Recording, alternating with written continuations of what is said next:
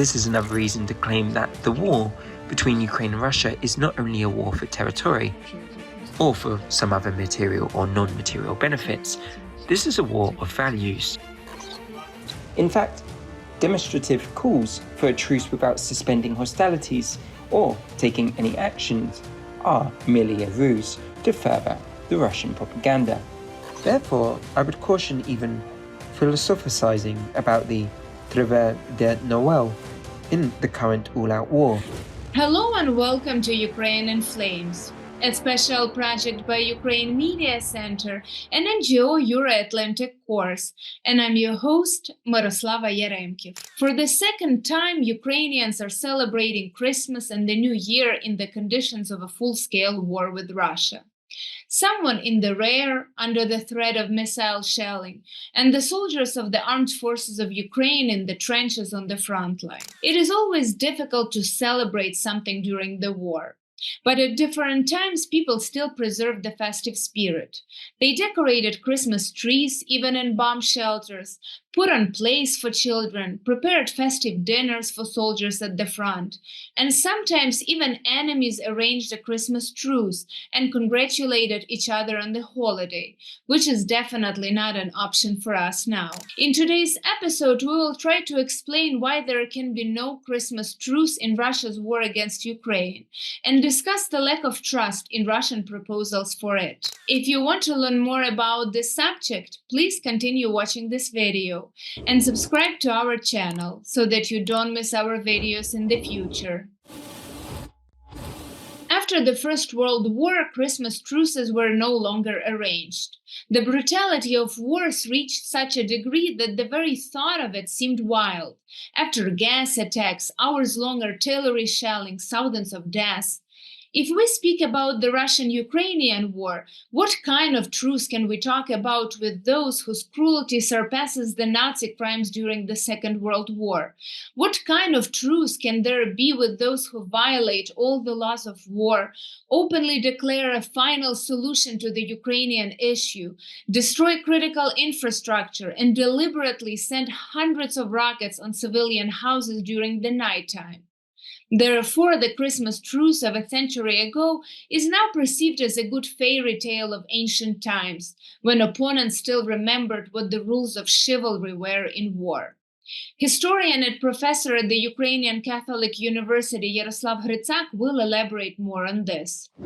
I've been asking everyone I know, both specialists and non-specialists, acquaintances and strangers, one simple question for as long as I can remember. Do Russian carols exist? Please let me know they exist. I have yet to find a positive answer, because caroling as a tradition came to Western countries, and it seems to have stopped in Ukraine, going no further east. That's why in this book I express the idea that the war between Ukraine and Russia can be seen from various perspectives. One significant viewpoint is the clash between nations where Christmas traditions, like singing carols, hold importance, and another nation where these traditions have faded, impacting the significance of Christmas itself. In this book, we discuss well-known cases of Christmas truces. This is critical. As you can see, the armistice between France and Germany was signed during the Battle of Przemysl Fortress in 1914 to 1915. There was a mention of a truce between Austria and Russia. However, reconciliation between Russia and Ukraine is impossible because there is no common ground. Why am I saying this? Because for me, this is another reason to claim that the war between Ukraine and Russia is not only a war for territory or for some other material or non-material benefits. This is a war of values.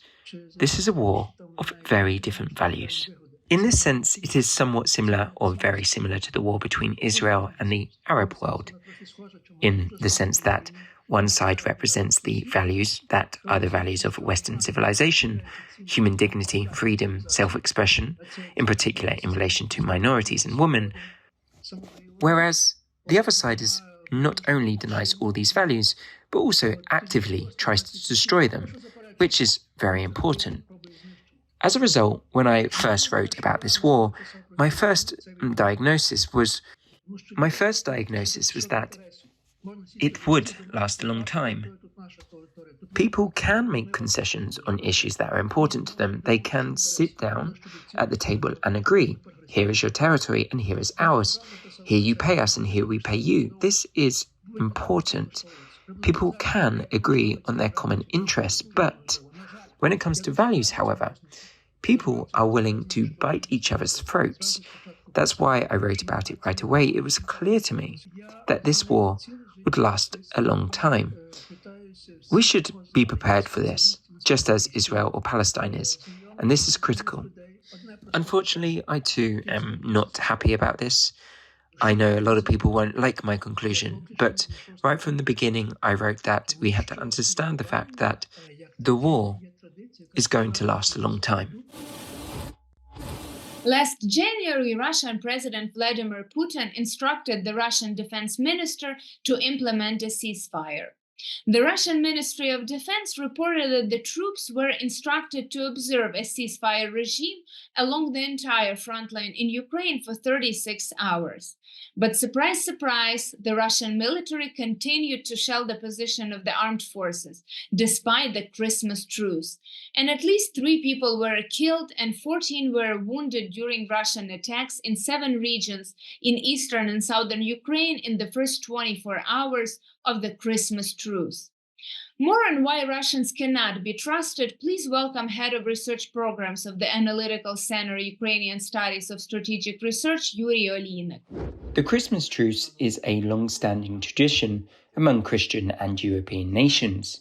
Even during World War I, the Germans, the French, the peoples of the Russian Empire, and the Austrian Empire reached such truces.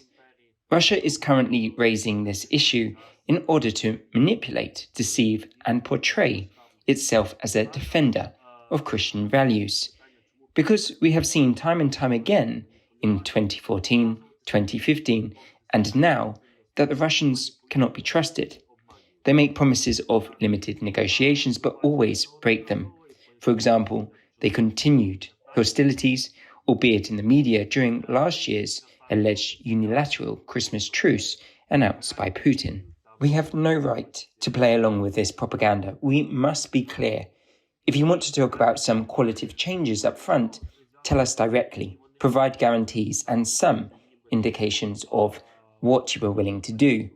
First and foremost, regarding the liberation of our territories, deoccupation, and the respect for people's rights in occupied territories.